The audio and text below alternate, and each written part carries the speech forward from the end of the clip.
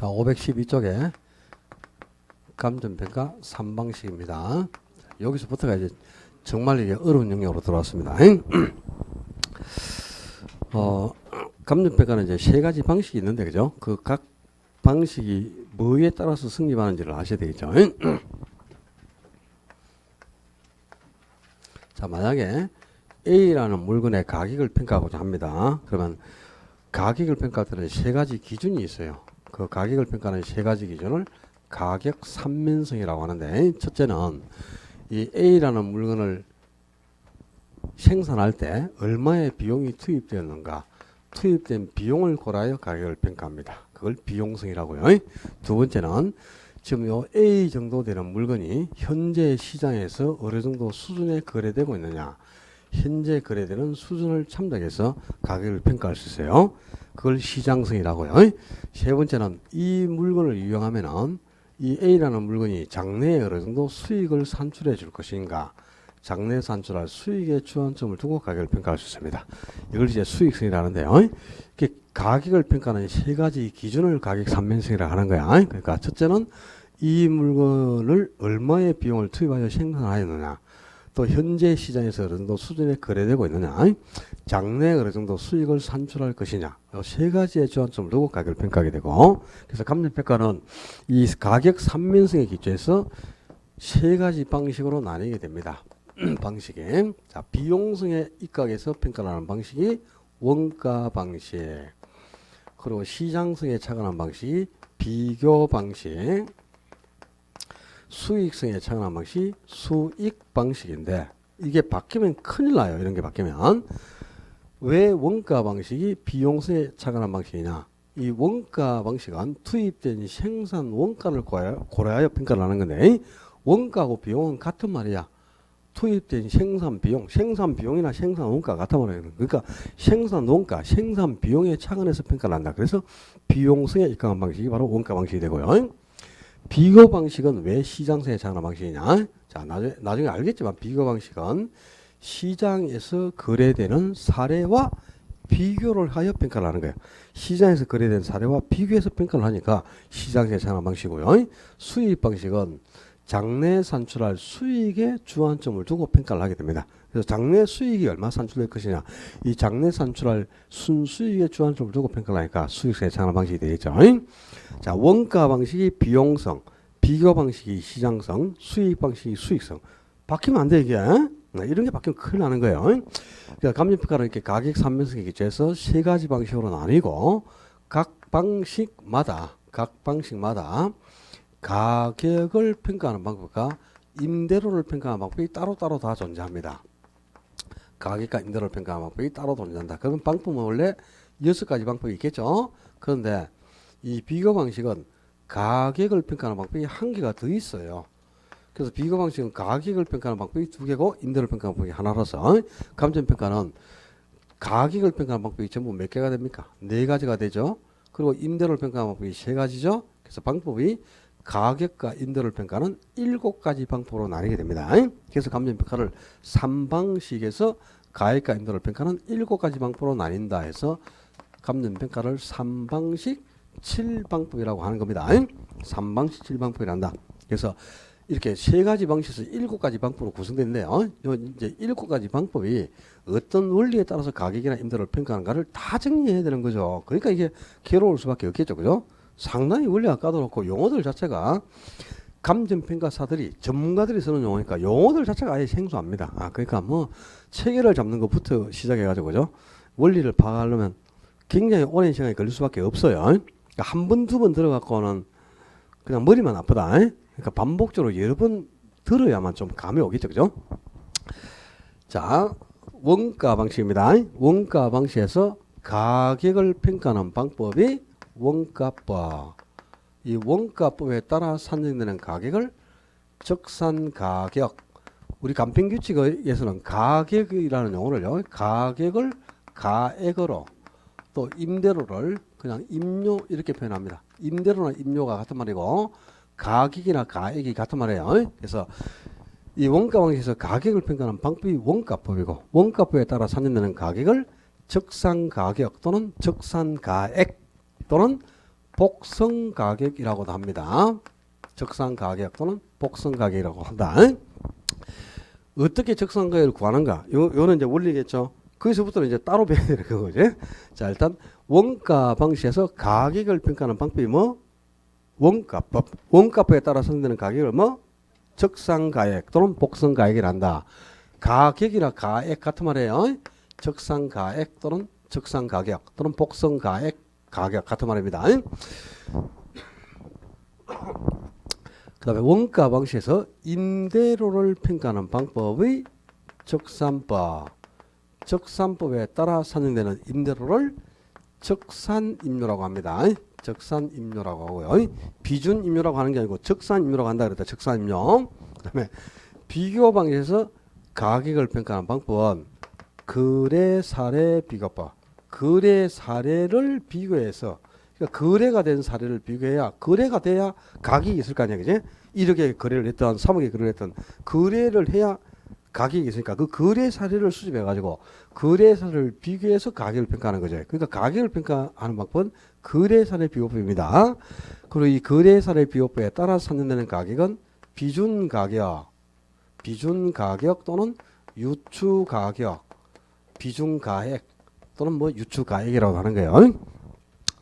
그리고 비교 방식에서 임대료를 평가하는 방법은 임대 사례 비교법. 그러니까 임대가 된 사례가 있어야만 뭐 월 얼마에 임대가 되는지 임대료가 나올 거 아니야, 그지?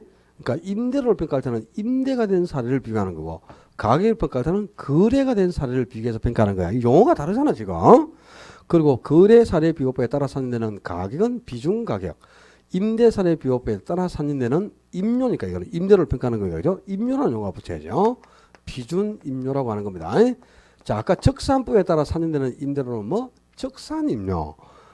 임대사례 비교법에 따라 산출되는 임대료는 비준임료라고 한단 말이에요. 이 용어가 한 개라도 바뀌면 큰일 나는 거예요. 원래 이제 비교 방식은 가격과 임대료를 평가하는 두 가지 방법이 있는데요. 최근에 한 개가 더 생겨났어. 자, 비교 방식에서 가격을 평가하는 또 다른 방법이 공시지가 기준법. 잘 봐라, 용어가. 거래 사례나 임대 사례는 비교법이라고 했죠. 근데 공시가는 기준법이라고 하지 비교법이라 하지 않잖아, 그죠? 이걸 공시가 비교법 이렇게 바꾸는 순간 저승길입니다. 그냥 바뀌면 절대 안 되는 거야. 그러니까 똑같은 용어인 줄 알아도 틀려요. 거래 사례나 임대 사례를 가지고는 가격이나 임대를 평가할 때 사례를 비교해서 평가하니까 비교법이라는데, 토지의 가격을 평가는 이 오직 토지의 가격만을 평가하는 방법이 공시가격법인데, 토지 가격을 평가할 때는 표준지 공시지가를 기준으로, 그 공시지가를 기준으로 해서 토지의 가격을 평가한다는 거야. 그래서 공시지가 기준법이라고 하는 겁니다. 비교법이 아니고. 이 용어가 비교법인지 기준법인지 이런 용어도 달라지면 큰일 나는 겁니다. 그러면 수익 방식에서 가격을 평가하는 방법을 수익환원법, 수익환원법이라고, 이 수익환원법에 따라 산정되는 가격을 수익가격 또는 수익가액이라 한단 말이야. 수익가격. 뭐 같은 말이죠. 그죠? 그 수익 방식에서 임대료를 평가하는 방법은 수익분석법입니다. 분석법. 그러니까 수익환원법인지 분석법이 다른 용어가 달랐지. 그러니까 이게 같은 용어가 아니라는 걸 알아야지. 그 수익분석법에 따라 산출되는 임대료는 수익임료라고 한다. 이 말. 수익임료. 그래서 이 감정평가는 이렇게 세 가지 방식에서 가격과 임대료를 평가하는 7가지 방법으로 나누는데, 자, 요 감정평가 3방식 7방법의 책에 자주 나옵니다. 이게 한 문제짜리다 이렇게 보시면 돼요. 그냥 여기서 뭐 그 원가 방식이 가격 상황 중 어디에 착안한 것이냐, 또 원가 방식에서 가격을 평가하는 방법이 뭐고 그 방법에 따라 산정되는 가격을 뭐라고 표현하느냐, 또 비교 방식에서 가격을 평가하는 거래 사례 비교법은 비준 가격을 구하는 거고요. 토지 가격을 평가하는 방법이 뭔가? 공시가 기준법이다. 뭐 예를 들면, 그러면 수익 방식에서 가격을 평가하는 건 수익환원법이죠. 수익 분석법이 아니고. 요런 데에 가로를 내가지고 가로에 들어갈 말이 올바른 거. 이걸 배열하는 게 한 문제로 나와 그냥. 그러니까 이 체계 자체를 잡는 게 가장 중요한 겁니다. 일단 3방식 7방법이 어떻게 구성되고 각 방법에 따라 산출되는 가격이나 임대료를 무엇으로 표현하고 있는가. 요 단어가 달라지면 안 되는 거야. 알았죠? 자, 이렇게 체계를 딱 잡고 이제 이 세 가지 방식에서 가격과 임대료를 평가하는 7가지 방법인데요. 시험은 대부분 가격을 평가하는 방법에 주안점을 두고 문제를 내고 있어요. 우리 시험은 임대료를 평가하는 방법은 거의 나오지 않습니다. 간혹 가다가 한번 나오는데 최근 5년 동안에 그죠? 한 10년간 내야 될 문제를 다 냈기 때문에 임대료 평가법은 앞으로 나올 가능성이 좀 적어요. 원래 중요하지도 않아. 우리 시험은 절대적으로 이 가격을 평가하는 4가지 방법을 비교하는 데서 문제를 내고 있다. 이렇게 보시고요. 이 가격을 평가하는 4가지 방법이 어떤 원리에 따라서 가격을 평가하는가. 이걸 이제 정리하는 게 관건이 되겠습니다. 자, 첫 번째 방식으로 갑니다. 첫 번째 방식이 뭐? 원가 방식. 원가 방식에서 첫째, 가격을 평가하는 방법이다. 임대료가 아니고 원가, 무슨 방식이요 지금? 원가 방식. 원가 방식에 뭐? 가격을 평가하는 방법을 원가법이라 하고요. 종전에는 간편규칙이 개정되기 전에는 복성식 평가법이라는 용어도 썼어요. 근데 지금은 그런 용어는 안 씁니다. 그냥 원가법 이렇게 간편규칙이 개정이 됐기 때문에 원가법이라는 용어를 쓰는 게 좋겠죠. 그죠? 규칙에 나와 있는 용어 그대로 쓰는 게 좋고요. 이 원가법에 따라 산출되는 가격을 적산가격 또는 지금은 이제 복성가격이라는 용어도 써요. 적산가액 또는 복성가액이라는데 어떻게 적산가액을 구하는가? 적산가액은 재조달 원가에서 감가 누계액을 공제해서 구한다. 재조달 원가에서 감가 누계액을 공제해서 가격을 구하는 걸 원가법이라는데 재조달 원가에서 감가 누계액을 공제하는 거. 그 재조달 원가에서 감가액을 빼는 과정을 감가수정이라 합니다. 감가수정. 그럼 이렇게 돼 있지. 원가법이란 대상 물건의 재조달 원가에 감가수정을 하여 대상 물건의 가액을 산정하는 감정평가법을 말한다. 이렇게 딱 정의되어 있겠지, 그죠? 재조달 원가에 감가수정을 했다 이 말이 감가 누계액을 공제했다 이 말이야. 재조달 원가에서 감가수정을 가하여 가액을 산정하는 평가법을 원가법이라 하는데요. 어떤 원리냐 이런 거야. A라는 건물의 가격을 원가법으로 평가하고자 합니다. 근데 이 건물은 2021년 죄송합니다. 지금 2021년이죠. 그럼 신축했으니까 안 되고 2001년이라서 2001년 2월에 준공을 했어요. 근데 지금 2021년 2월 시점에서 가격이 얼마인가를 평가하고자 해. 그럼 이거는 준공 후 지금 몇 년이 경과했어? 이미 20년이나 경과를 했죠. 이미 준공 후 20년이 경과한 건물이고 건물은 내용호수가 정해지기 때문에 시간이 흐를수록 그죠? 가치가 계속 소모돼 가요. 그죠? 그래서 가치가 소모되니까 이 20년이 경과한 동안에 이 건물은 감가가 많이 발생해 있을 거예요. 그죠? 그러니까 시간이 흐를수록 가치가 소모돼 가지고 감가가 생기는 물건 이런 물건을 통틀어 상각자산이라고 한다. 뭐 예를 들면 건물이라든가요. 뭐 기계라든가 이런 거 있지. 이런 거 시간이 흐를수록 효용 가치가 감소하고 감가가 생기지 않습니까? 그죠? 이런 물건을 통틀어 상각자산이라고 하는데 이 상각자산을 평가하는데 가장 적합한 방법이 원가법이에요. 자, 원가법은 어떤 원리에 따라서 가격을 평가하는가? 이 평가하고자 하는 부동산을 그죠? 다시 똑같이 한번 생산해 본다고 가정을 내요. 자, 용어부터 2000년 2월은 이 건물을 준공한 때죠.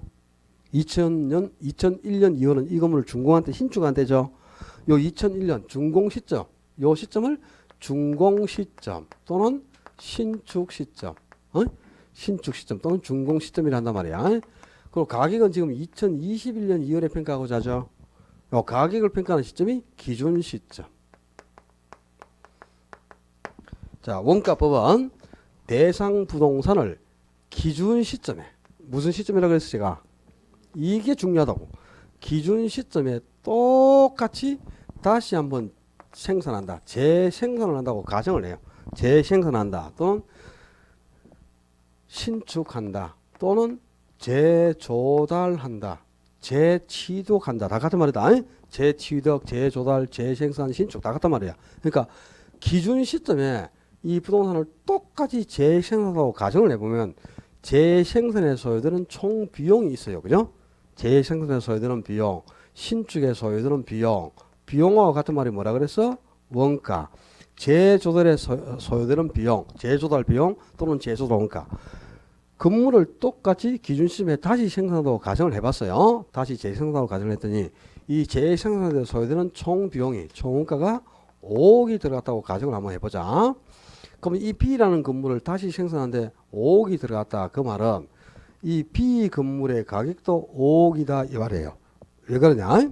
원가 방식은 비용성의 차원에서 평가를 한다 그랬지. 그래서 투입된 비용만큼 가격을 산정하자. 이게 비용이 5억 들어갔으면 가격도 5억 정도로는 평가해 줘야 된다. 이런 뜻입니다. 그래서 B를 생산하는데 5억이 투입됐으면 생산 비용이 5억 들어갔다. 그럼 이 B의 가격이 5억이다. 이거랑 같은 거야.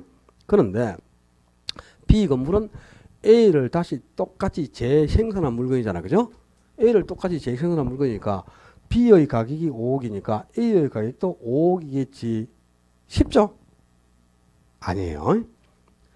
A를 똑같이 재생산한 물건이 B인데 B 가격이 5억이라면 A 가격도 5억이 돼야 되는데 왜 A 가격은 5억은 아니냐? 여기서 이제 원가의 원리를 아셔야 돼.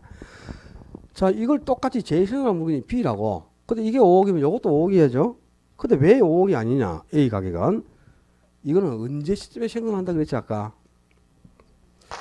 이게 중요하다고. 그러니까 기준 시점에 똑같이 재생산한다 그랬으니까 요놈은 2021년에 생산한 물건이라. 그죠? 그럼 B는 신축 건물이란 말이야. 2021년도에 신축한 건물. 근데 A는 이미 건축한 지 20년이나 경과된 중고 건물입니다. 그렇지 않습니까? 20년 지난 중고 건물 가격하고 지금 신축한 건물 가격이 똑같다는 거는 말이 안 되죠. 그래서 자, 20년 지난 요 중고 건물 가격이 어떻게, 이 20년 지난 중고 건물 가격이 우리가 산정하고자 하는 가격이죠. 적산 가격. 그죠? 근데 이게 어떻게 계산되느냐? 20년 지난 건물을 언제 다시 생산한다 그랬지? 기준 시점. 기준 시점에 다시 딱 생산하고 가정을 하니까 다시 생산해서 총 비용이 얼마 들어갔다? 5억이 들어갔죠? 그지? 그 5억에서 이 20년 지난 중고 건물이 20년이 경과한 동안에 발생한 감가액을 다 계산해 봤단 말이야. 그랬더니 이 건물이 1년에 1,000만 원씩 계속 가치가 소모돼 가지고 1년에 1,000만 원씩이니까 20년 같으면 2억이 가치가 소모돼 있겠죠. 그래서 그동안에 발생한 감가액이 총 2억이니까 2억을 공제해 버린 거야. 그러니까 요 5억은 제조도론가 요 5억이라는 거는 신축 건물 가격입니다. 요 신축 건물 가격 5억에서 중고 건물이 20년이 경과한 동안에 발생한 감가의 2억을 공제해 버리니까 20년 지난 중고 건물 가격이 3억하고 계산이 된 거예요. 그죠? 이렇게 해서 가격을 산정한다. 이게 바로 원가법이에요. 그러니까 투입된 생산 원가를 고려하여 가격을 평가했다. 그래서 원가법. 이 방법에 따라 선정되는 가격을 적산, 쌓을 적자 계산을 산자. 이 건물을 생산하는데 투입된 비용을 다 쌓아서 계산해가지고 산정된 가격이다 이 말입니다. 그래서 적산 가격이라고요. 복성은 원래대로 되돌린다 이 말이야. 그러니까 20년 지난 건물을 기준 시점에서 원래대로 되돌려서 다시 똑같이 생산한다고 가정을 해서 구해진 가격이다. 그래서 복성 가격이라고 하는 거야. 그럼 이제 적산 가격을 원가법에 따라 산정을 하려면 두 가지가 있어야 되겠지. 첫째가 재조달 원가가 있어야 되고, 그 다음에 이 건물이 20년 동안 발생한 총 감가가 얼마냐. 감가 누계액을 계산해야 되겠죠. 그제? 자, 이 재조달 원가. 재조달 원가란 대상 부동산을 기준 시점에 똑같이 재생산하는데, 신축하는데 소요된 원가의 총액, 이걸 재조달 원가라단 말이야. 재생산이나 재조달이나 신축이 같은 말이야. 그랬으니까. 건물을 똑같이 신축하는데 소요된 총 비용이에요. 근데 제일 중요한 게 뭐, 언제 시점에 신축을 한다고? 기준 시점. 이 기준 시점의 용어를 다른 용어로 바꾸는 순간 그 길로 내년에 만나요. 기준 시점은 동의가 없다. 그러니까 기준 시점에 대상 부동산을 재생산하는데 또는 신축하는데 소요된 원가의 총액, 이걸 뭐라 한다고? 재조달 원가를 한다고. 기준 시점의 용어를 신축 시점이니 준공 시점이니 다른 용어로 현재 시점으로 바꿔도안돼요. 다른 용어로 절대 바꾸면 안 됩니다. 오직 기준 시점이라는 용어 외에 다른 용어가 들어가면 무조건 틀린 거다. 기준 시점에 대상 부동산을 똑같이 신축한다고 가정했을 때 소요되는 총 원가를 재조달 원가를 한다. 근데 이 재조달 원가에 두 가지가 있어요. 복조 원가와 대치 원가. 복조 원가를 복제 원가라고도 하고요. 대치 원가를 대체 원가라고도 합니다. 그래서 두 가지가 있는데 복조 원가는 이 20년 지난 건물을 기준시에서 생산할 때 그죠? 20년 전하고 똑같이 그냥 물리적으로 건물 한 개를 똑같이 복사를 해버리는 거야. 20년 전에 신축할 때하고 똑같이 건축 자재도 동일한 자재를 사용하고 건축 공법도 동일한 공법을 사용하고요. 건물의 모양이나 구조나 인테리어를 똑같이 그냥 20년 전하고 복사를 한다. 건물을 복제한다. 그때 소요되는 원가가 복조 원가. 그럼 이거는 이제 물리적으로 똑같은 건물을 다시 복제한 거니까 물리적 측면에 차가는 원가예요. 그럼 대체 원가는 뭐냐? 20년 지난 건물을 지금 기준 시점에서 다시 생산하고 가정을 했더니 그죠? 20년이 경과하는 동안에 그 당시 사용했던 건축 공법도 변화가 되고 없고 건축 자재도 그 당시 사용했던 자재가 없어요. 그럼 어쩔 수 없이 최신의 건축 공법이나 최신의 자재로 대체를 해서 동일한 만족감을 갖는 건물을 건축할 수밖에 없겠죠.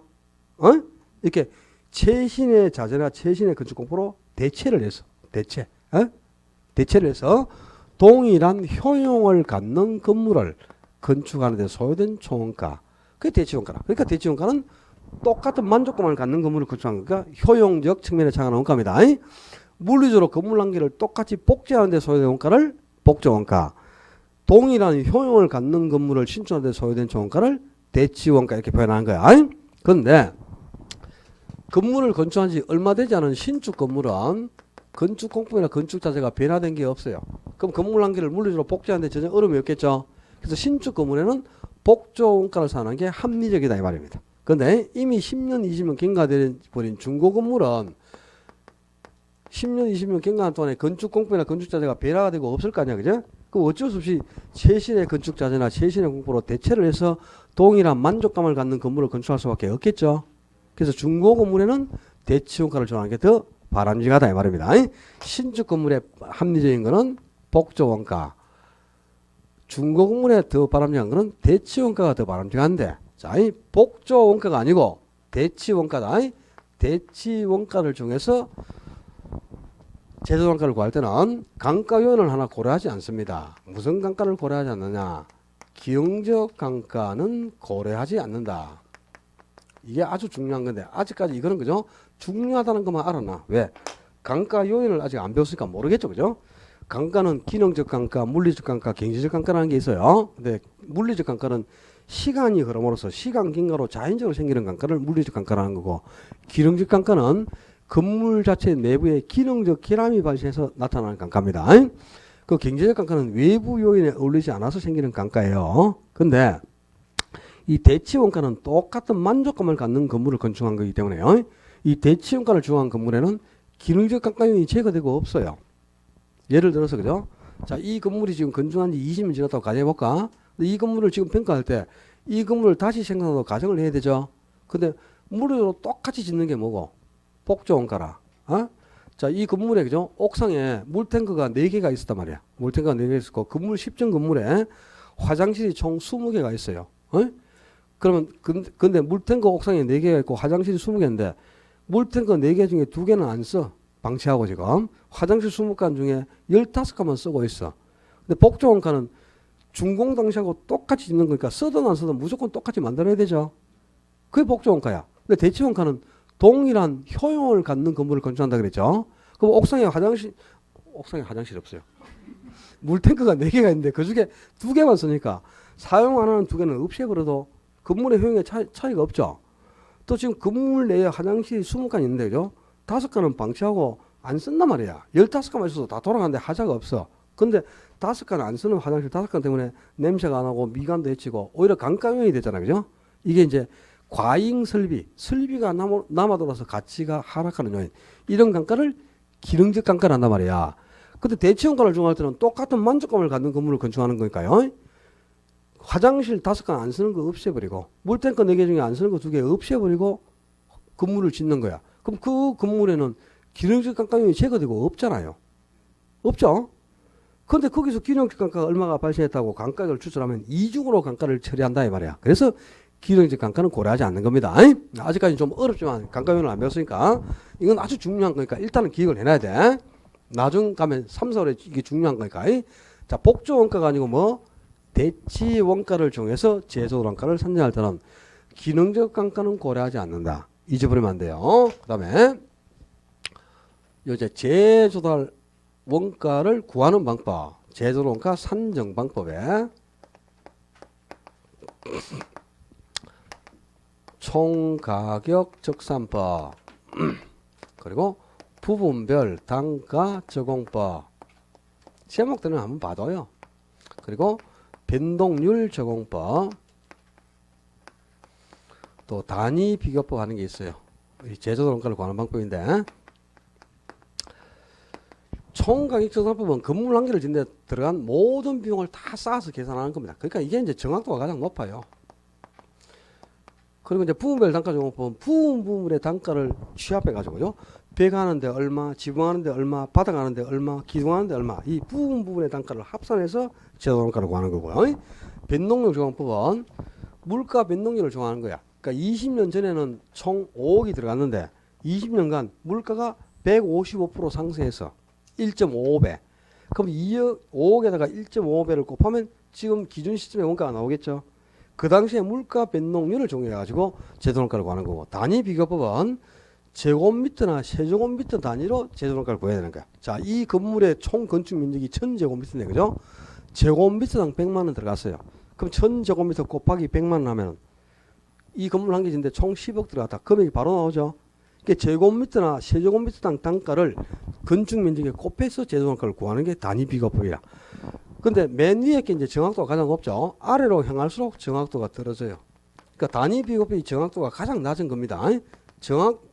정확도가 가장 낮아. 그런데 이 단위 비교법은 그냥 제곱미터당 원가를 건축 면적에 곱해버리면 되니까 아주 간단하게 제조원가를 구합니다. 그래서 정확도는 가장 낮지만 실무적으로는 가장 많이 사용하는 방법, 가장 많이 실무에서 활용하고 있는 방법이 단위 비교법이다. 요 참고로 한 개 알아둡니다. 참고로 한 개 알아두고 그 다음에 자 지금 봐봐. 요 건물 한 개를 짓는데 소요된 총원가가 5억하고 계산이 됐죠. 그죠? 자 지금 이 아주 어려운 거예요. 이건 뭐 여러분들이 머리 털라고 처음 배우는 건데 이 뭐 쉽겠나? 어려운데 이 건물 한 개를 짓는데 소요된 총원가 5억이 어떻게 계산된 거냐? 응? 건물의 제조원가 이게 어떻게 계산돼 나오는 거냐? 건물의 제조원가는 표준적 건설 비용에 통상의 부대 비용을 가산해서 구한다. 그러니까 이제 표준적 건설 비용에 통상의 부대 비용까지를 딱 합쳐주면 건물 한 개를 짓는데 소요된 총원가, 제조원가 계산된다는 거예요. 이 건설 비용이라는 건 뭐냐? 건물을 직접 공사하는 공사 비용이 있죠. 그래서 철근값, 시멘트값 뭐 들어간 게 있잖아. 직접 공사비. 그 직접 공사비하고 또 간접 공사비라는 게 있어. 간접 공사비란 현장에 건설 현장에서 투입되는 현장 경비를 간접 공사비라고 합니다. 그런 게 이제 직접 공사비 또는 간접 공사비. 이게 건설 비용이고요. 건물 하나 지으려면 자, 부대적으로 들어가는 비용도 많죠. 설계도 해야 되고 감리도 해야 되고 감독도 해야 되죠. 또 건물 줄 때 돈 빌리면 이자도 나가야 되죠. 건물 완성되면 취득세 세금 내야 되겠죠. 또 내 이름으로 등기하면 등기비도 나가야 되겠죠. 건물을 안 지봤으면 알겠나마나 짓다 보면 그런 거 다 나간다. 부대적으로. 그런 걸 이제 부대 비용을 한다고. 그래서 건물 하나를 짓는데 소요된 총가는 이렇게 건축비에다가 그죠? 부대 비용까지를 합친 거다 이 말이야. 자, 근데 중요한 게 있어요. 건물을 지을 때 요 건물을 소유자가 직접 자가로 건물을 건축하는 경우도 있고 소유자가 건설업자가 아니잖아. 그죠? 건축할 수 있는 건물을 지을 수 있는 소유자가 몇 명 되겠어요. 그러니까 자기가 직접 자가로 건물을 짓는 게 아니고 도급을 주고 우리 건물 좀 지어주세요 하고 도급을 주고 대부분 짓겠죠. 제조달 원가를 구할 때는 소유자가 직접 자가로 건물을 건축한다 하더라도 자가 건설 기준이 아니고 도급 건설을 기준으로 제조달 원가를 구해냅니다. 그래서 자가 건설이 아니고 도급 건설이 기준이라 그렇기 때문에 우리 건물 좀 지어줄래요 하고 건설업자에게 도급을 줬어요. 근데 도급을 받은 건설업자가 그죠? 일당을 주지 않으면 공사 안 해주겠죠. 내가 내 건물을 직접 짓는다. 자가 건설이라면 내가 내 건물 지으면서 나한테 일당 주고 건물 짓는 거 아니죠. 일당이 필요가 없지. 근데 건설업자에게 지어주세요 하면 건설업자에게 일당을 주지 않으면 공사 안 해줄 거 아닙니까? 이제?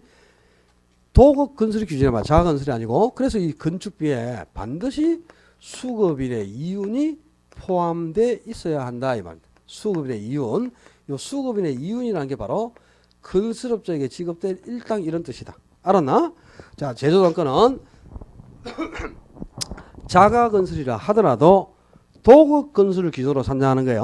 도급 건설 기준이기 때문에 우리 건물 좀 지어주세요 하고 도급을 줬는데 도급을 받은 수급인에게 일당을 지급하지 않으면 공사 완성이 안 돼요. 그래서 도급 건설 기준이니까 표준적 건설 비용에는 수급인의 이윤도 반드시 포함을 시켜야 된다.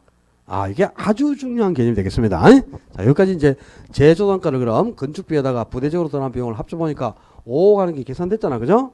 제조단가가 이제 5억하고 계산됐으면 여기서 이 건물이 그동안에 20년이 경과한 동안에 총 강가가 얼마가 생기는가? 20년이 발생한 동안에 발생한 요 강가 누객을 계산을 해야 되겠죠? 그죠? 근데 누객이란 건 20년간 발생한 총 강가액을 뜻하죠? 그죠? 이 누객이 산정되려면 먼저 계산해야 될 게 뭐냐? 1년 동안 얼마가 강가가 생기는 걸 알아야 돼. 매년 발생하는 강가액. 매년 강가액이 1,000만 원이면 요 1,000만 원에 경과연수를 곱해주면 누객이 2억 나오죠? 그러니까 이제 매년 강가액을 구해야 누객도 계산하는 거죠. 매년 발생하는 강가액을 계산해야 되는데 그 매년 발생하는 강가액을 산정하는 것을 감가 수정 방법이라 합니다. 다른 말로 바꾼다. 감가 수정 방법. 매년 발생하는 감가액을 산정하는 방법이다 그 말이야. 감가액 산정 방법 이 말하고 똑같은 겁니다. 자, 원가법에서는 당연히 이게 가장 중요할 수밖에 없겠네, 그죠? 감가 수정 방법이. 자, 첫째는 내용 연수를 기준으로 해서 내용 연수를 기준으로 해서 매년 감가액이 얼마가 생기는가? 감가액을 산정하는 방법에 정액법 그리고 정률법 제목들 다 외우셔야 됩니다. 그리고 상환기간법 세 가지가 있어요. 그 이제 내용수를 기준으로 하지 않고 기타 다른 방법으로 매년 감가액을 구하는 방법이 또 4개가 돼 있다.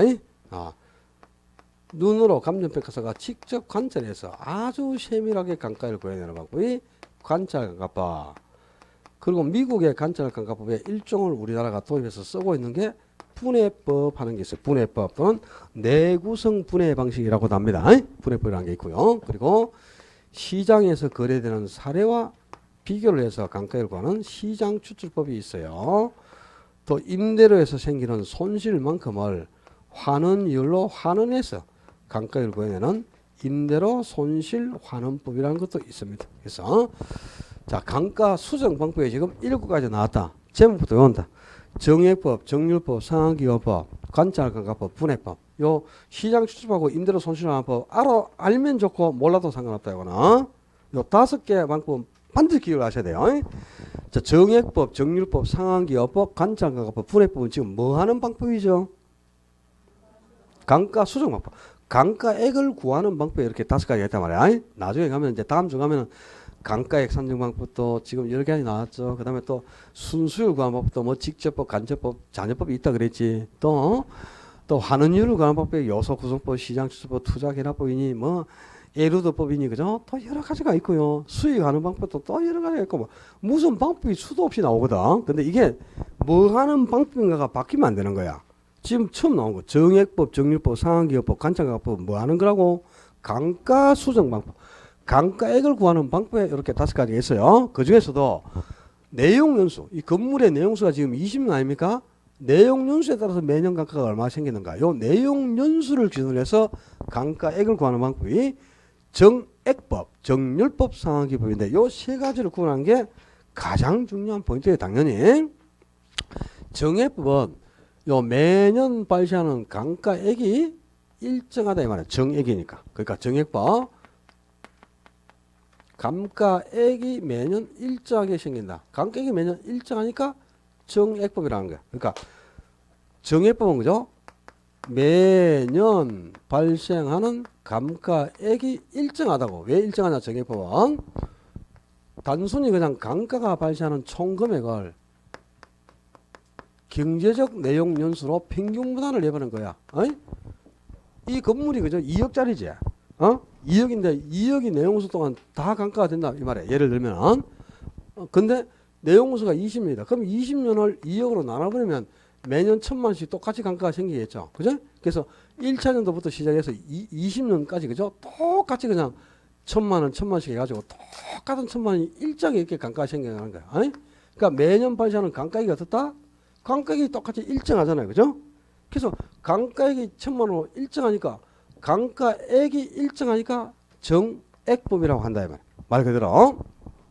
그럼 이제 정률법은 정률이니까 감가율이 일정하다. 말 감가율. 정률이라 그랬으니까. 그러니까 매년 발생하는 감가율은 일정합니다. 일정. 감가율이 일정하니까 정률이죠. 근데 감가율은 일정한데 그럼 감가액은 어떻게 되느냐? 감가액은 첫 해가 제일 크고 후기로 갈수록 점차 감소해 가요. 그래서 감가율만 일정하니까 정률이고 감가액은 점점 감소해 가는데 이놈은 왜 그러면 정률법은 매년 감가액은 어떻다 점차 감소하고 감가율만 일정하냐면 정률법은 미상각잔액 요 미상각잔액을 이제 잔존가격이라고 합니다. 잔존가격이 미상각잔액에 일정한 감가율을 곱해버리는 거야. 그러니까 감가율은 그죠? 1년에 10%면 10%, 5%면 5%, 20%면 20%딱 정해져 있어요. 감가액은 일정한데 이 미상각잔액이 감가액을 회수하지 못하고 남아있는 금액인데요. 조금씩 회수해가면 첫 때는 회수된 게 없으니까 많이 남고 회수를 해가면 조금씩 이 미상각잔액이 줄어들거든. 근데 요 줄어드는 미상각잔액에 일정한 가율 10%를 딱 곱해버리는 거야. 그럼 감가율은 일정한데 지금 감가액은 어떻게 되냐면 미상각잔액이 줄기 때문에 요거 때문에 감가액도 첫 때가 가장 크고 후기로 할수록 감소는 이런 구조가 되더라 이 말입니다. 그지? 그러니까 감가율만 어떻다? 일정하잖아. 지금 감가율은 10% 딱 정해져 있죠. 감가율은 일정한데 감가액은 어떻다고? 감가액은 점차 감소해 간다. 감가율만 일정하고 감가액은 점점 감소해 가는 이런 방식이 정율법이 되겠습니다. 그다음에 상환기금법은 정액법하고 똑같은 원리에 따라서 매년 일정한 금액이 감가된다고 가정을 내요. 정액법처럼. 매년 정액법하고 똑같이 그죠? 똑같은 1,000만 원 일단 감가된다고 가정해. 그럼 기업에서 그죠? 어떤 물건이 감가가 1,000만 원이 생기면 이 감가만큼을 회수해서 모아가야 돼. 적립을 해야 돼요. 적립을 해야 되는데 정액법은 감가되는 금액이 1,000만 원이면 이 1,000만 원을 회수해가지고 모아만 둡니다. 기업에서. 근데 상환기금법은 똑같은 1,000만 원이 감가된다고 일단 봐요. 이거 너무 뒤까지 가 있으니까 많은 것 같은데 그죠? 똑같다고 가정한단 말이야. 1,000만 원이 감가된다고 보죠. 그럼 1,000만 원을 회수하겠죠. 이걸 회수해가지고 그냥 모아만 두는 게 아니고 다시 재투자를 합니다. 회수된 금액을 1,000만 원씩 감가된다고 1,000만 원을 회수해가지고 이걸 은행에 예금을 한단 말이야. 재투자를 하는 거야. 그럼 여기서 뭐가 들어오노? 이자가 들어오죠. 이자를 계속 붙여가니까 이자는 항상 복리로 발생해. 그래서 요 회수된 금액을 재투자한다고 가정하니까 요 회수된 금액을 재투자하면 여기서 이자가 들어와. 이자가. 복리 이자가. 그래서 나중에 이제 내용서가 다 종료되고 나면 이자만큼 추가적으로 더 회수가 돼버리거든요. 그러면 장부가 불일치하니까 요 방법은 요 이자를 빼고 남는 위에 부분 1,000만 원 중에서 위에 부분 요만큼만 매년 감가가 된다고 보는 거야. 그래서 매년 발생하는 감가 상환액과 그걸 회수해서 재투자할 때 들어오는 복리이자 요 두 개를 딱 합쳐보면 정액하고 똑같은 금액이 회수돼 가는 거죠. 회수하는 금액은 정액하고 똑같지만 그죠? 정액법은 이자가 없기 때문에 요 1,000만 원 전체가 매년 감가되는 금액으로 보는 겁니다. 그런데 상환기금법은 1,000만 원에서 이자를 빼고 나면 위에 뿐만 매년 감가되는 금액으로 보는 거예요. 복리 이자가 있으니까. 그럼 상환기금법하고 정액법 중에 어느 게 감가액이 더 크다? 무조건 정액법이 감가액이 클 수밖에 없죠. 정액법은 매년 발생하는 감가액이 1,000만 원으로 똑같단 말이야. 근데 요거는 첫째는 970, 둘째는 965, 셋째는 960, 넷째는 948, 뭐 이렇게 해서 이자를 빼고 남는 것만 감가되는 금액 아닙니까? 그제? 1,000만 원에서. 그러니까 이자만큼 감가가 상환기금법은 정액보다 적겠죠. 정액법은 그냥 1,000만 원씩이고 요 1,000만 원에서 요 이자를 빼고 나면 요것만 감가된다고 보는 게 상환기금법이니까 상환기금법이 정액보다는 무조건 복리자만큼 감가가 적게 생겨요. 초기 후기를 막론하고. 오케이?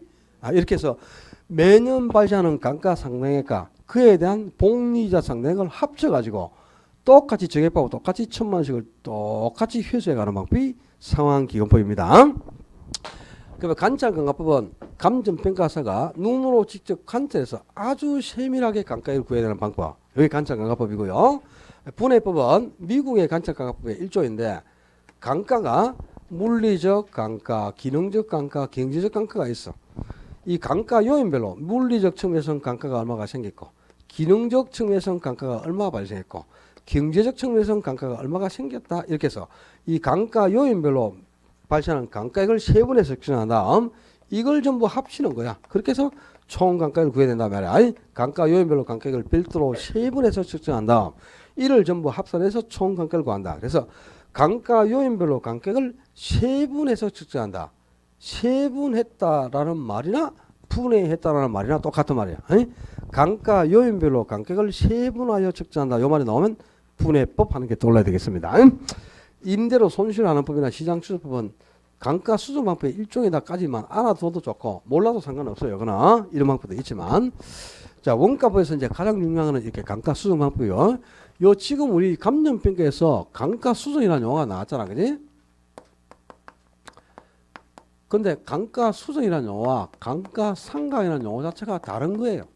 이 용어 자체가 틀리단 말이야. 감가 수정하고 감가 상각이. 그래서 이제 그 교재에 보면 감가 수정과 감가 상각의 차이점에서 비교한 도표가 있을 거야. 도표라니까 넘겨 나오면 도표가 나와야지. 그게 있네. 몇 페이지고 그거 정옥 씨? 520 이거 아닌데? 이거 아니다 이거. 앞으로 넘기라. 여기 있네. 522쪽에 있네. 감가 수정하고 감가 상각을 비교한 도표 있죠. 요 이제 감가수하고 감가상각의 차이점까지를 아셔야 되는데 그죠? 감가상각이라는 용어는 요 용어 한 개 설명하는데 30분 걸립니다. 어려워요 이 용어가. 근데 어느 교재도 감가상각이라는 용어를 정의한 책이 없어. 정의 자체만 제가 정의를 내려주면 세 줄이라. 오늘 이게 설명을 드리면 여러분이 머리 아프고 어려우니까 이거는 3, 4월 단계 가서 그죠? 감가상각이라는 용어를 설명을 드리고 감가수하고 비교를 할 테니까 아직까지 여기까지는 몰라도 되겠어요. 요 두 개 비교하는까지는 모르더라도 원가법에서 가장 중요한 건 감가수정 방법입니다. 이 감가수정 방법 자체가 중요하니까 요 특히 이 중에서 정액법, 정률법, 상환기법을 비교하는 거 이게 이제 중요 포인트가 될 수밖에 없어요. 그리고 요 정액법에서 감가액을 어떻게 구하는지를 알아야 매년 감가액이 1,000만 원하고 계산이 됐죠. 그러면 또 봐. 감가액이 매년 1,000만 원 같으면 이제 20년 지난 것 같으면 20을 곱하니까 2억 하는 게 나오죠.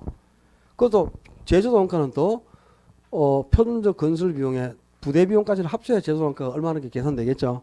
이렇게 계산을 해가지고 복선가격, 적산가격을 계산하는 문제. 주로 이제 시험 문제가 이거 나오겠죠. 당연히.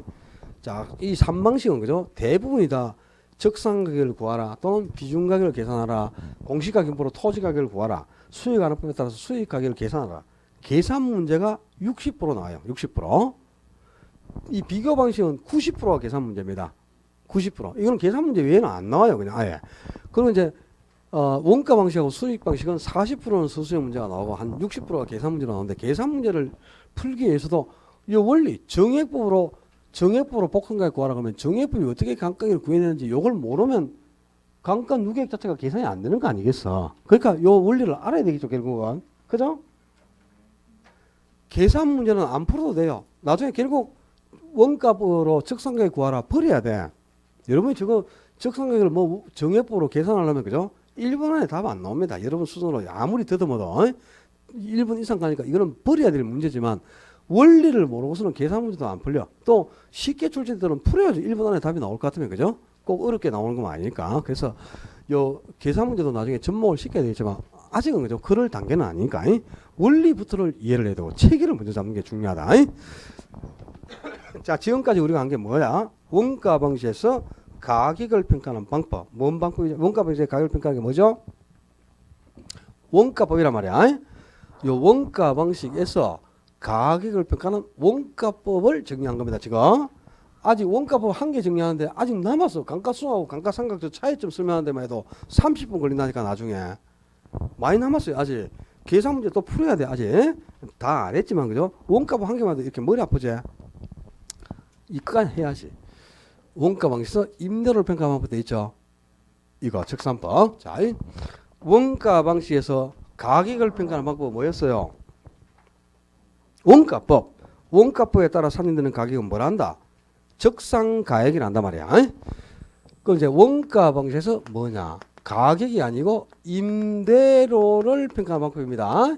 원가 방식의 임대료를 평가하는 방법을 적산법이라 한다. 적산법에 따라 산정되는 임대료를 적산임료라고 합니다. 적산임료.